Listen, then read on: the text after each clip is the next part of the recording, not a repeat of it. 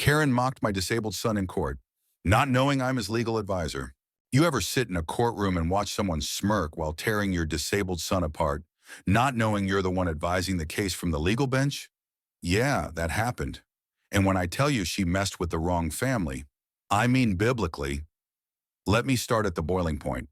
Karen, her real name is Deborah Lynn Carlton, but everyone in the neighborhood calls her Karen with a capital K, decided that my 14-year-old son Micah lowered the neighborhood value because he used a motorized chair on the sidewalk, said his flag was too political because it had a disability pride patch, said our modified ramp looked municipal.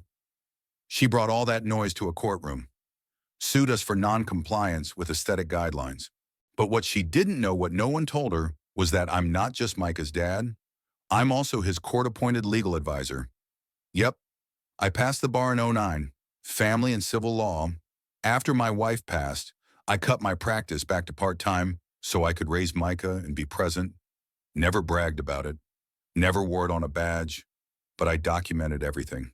Every phone call, every letter, every time she stood on the sidewalk and sneered when Micah tried to get in the house with his ramp.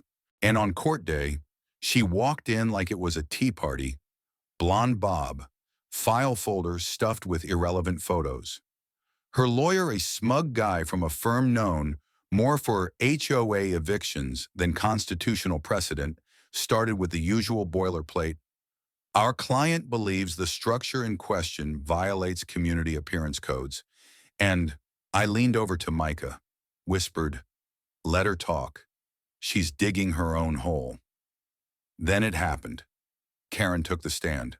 And instead of sticking to her script, she went off, started talking about how Micah was dramatic, how maybe he doesn't need the chair all the time, and that our front yard looked like a special needs facility.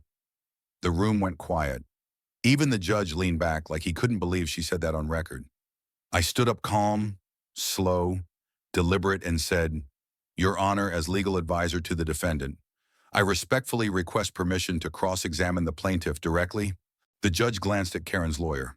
He nodded, pale, and then I ripped her open with facts. I presented photos of Karen's own house, 2 unauthorized lawn sculptures, a windmill, and an inflatable flamingo at Christmas time.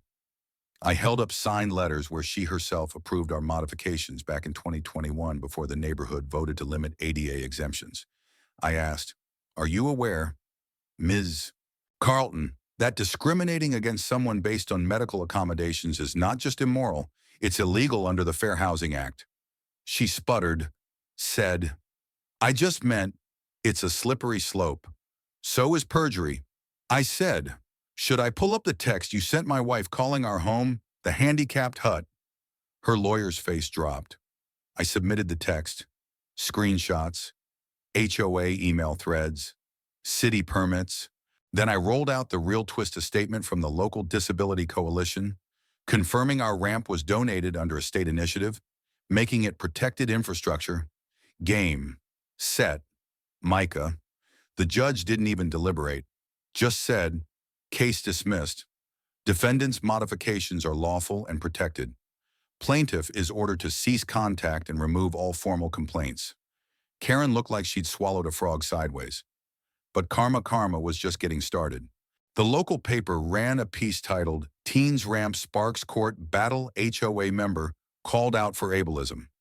Micah's quote, "I just want to get inside my house like everyone else." People lost it.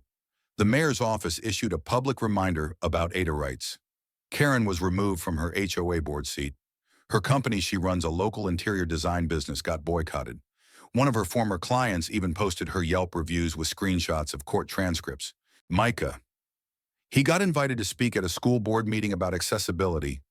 Me, I got to sit back and watch my son roll down his ramp, in his chair, knowing he helped change the damn world. Now let me ask you this. Was Karen just clueless?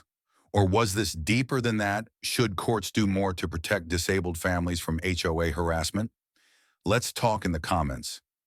Because this wasn't just a win for us, it was a line in the sand. The end.